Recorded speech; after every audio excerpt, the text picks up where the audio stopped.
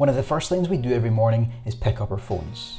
We open up our favourite social media apps and browse through what we've missed out on throughout the night.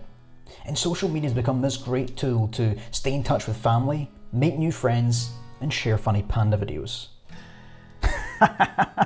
That's brilliant. That's comedy gold right there. However, it's estimated that every day humans collectively spend 1.2 million years on social media. Now, we've all read an article or seen a news report telling us that we spend too much time on our phones or warning us of the dangers of social media. However, if you're a creator, then social media may not seem like such a bad idea. After all, it can allow you to share your work with others, see what other people in your area are doing, and potentially even turn your passion into a living. However, like so many other things, there are of course some pitfalls. When everyone starts out, it's easy to have realistic expectations. We tell ourselves that we can't expect to hit a million subscribers right away, or that your first song upload isn't going to go viral in 24 hours. However, after seeing milestone after milestone hit by other famous creators, then it doesn't take long for you to compare this to your own progress and get disheartened. The point is, we all compare ourselves to others on social media. However, I think there's a danger specifically for creators to just compare themselves to the record breakers, for example, the Peter McKinnons of this world. And this can lead you to get disheartened in your own progress and be ungrateful for the small steps you've managed to make. And instead of comparing yourself to the majority of people who go on social media with their work, you end up just comparing yourself to those who've made it big in a really short space of time. And on top of that, there's another danger for all creators in social media. However, it is one that is a double-edged sword. Beneath every YouTube video is a number, how many views. Every Instagram post, how many likes. And across almost every single social media platform, there's a tally of how many followers, subscriptions, or friends an account has. Now, you could argue this isn't always the best measure of quality. For example, I post some of my photographs on Instagram, but that doesn't necessarily mean that my followers are best to judge what a good photograph is. And on top of that, a lot of them will be friends and family who may just like the photograph just to be supportive. Yet that's still how we measure the success of social media. We measure in terms of how many followers, how many likes, how many subscriptions you have. And you can see why a lot of creators end up getting too obsessed with just trying to increase that number.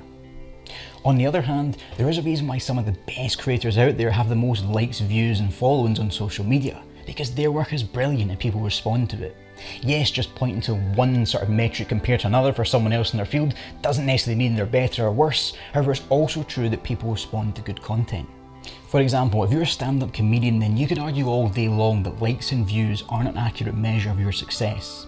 However, if you post some of your material online, and if people actually like that and find you funny, then they are going to like it, they are going to view it, they're going to tell their friends about it and share it on their own social media.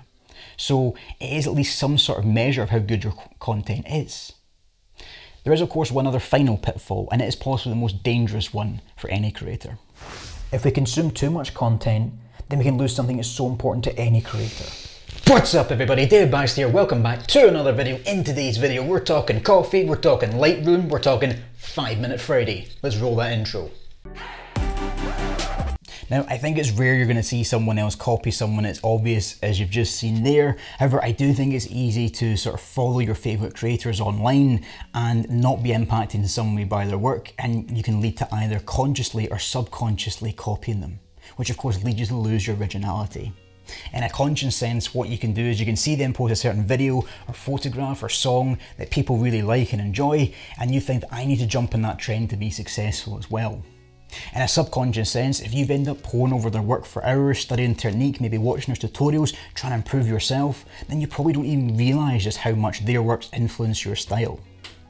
Even if you end up saying to yourself you're going to do the exact opposite of what they do to fill maybe a gap, then it could still be seen as just a reaction to their work.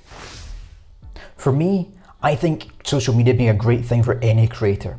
However, the key is to go in with the right mindset to avoid some of the pitfalls I discussed in this video. When it comes to comparing, I think the best mindset to have is to study, not compare. Comparing is just simply looking at one metric compared to another. I'm looking at the number of their followers they have compared to the number of followers I have. However, actually studying them is going beyond that. That means you're analysing what they do to a point that you can actually see why they've been successful rather than just begrudgingly stating they got lucky. When it comes to likes, follows and subscribers, then I may not have a large social media following at the moment, but I still remember that rush I got when I put a photograph on Instagram and it was the first one to get over 100 likes. And it's easy to see why people end up chasing after that sort of feeling. However, the mindset I try to keep here is that if I ever do get to a point where I've amassed a good following on social media, then I'll be sure to end up taking their feedback on board. For example, in this YouTube channel, if I end up getting a good number of subscribers and on every video there's comments saying my videos are too long, then it'd be pretty arrogant of me to just completely ignore that and not take it on board in some way and start looking at how I can make my videos a little bit more concise. And when it comes to keeping your originality, then I try to remember the advice from the late great Stan Lee, who of course was famous for creating a lot of the Marvel comic book characters. Lee was actually really close to giving up on writing comic books, but his wife convinced him to give it another try and told him to actually start writing the stories that he wanted to write, the ones that he wanted to see and enjoy, rather than just the ones he was being told to or expected to at the time. And he went on and created famous characters such as Spider-Man, who is revolutionary for a couple of reasons. The main one being that for a start he was just a teenager, not a grown adult like all other superheroes were at the time. And the problems he had weren't just sort of saving the world, he also had these problems of, trying to pay rent. And Lee's advice he took from this was this idea that he never wrote with an audience in mind. He just wrote for himself. He wrote the stories that he wanted to see and created the characters that he would enjoy.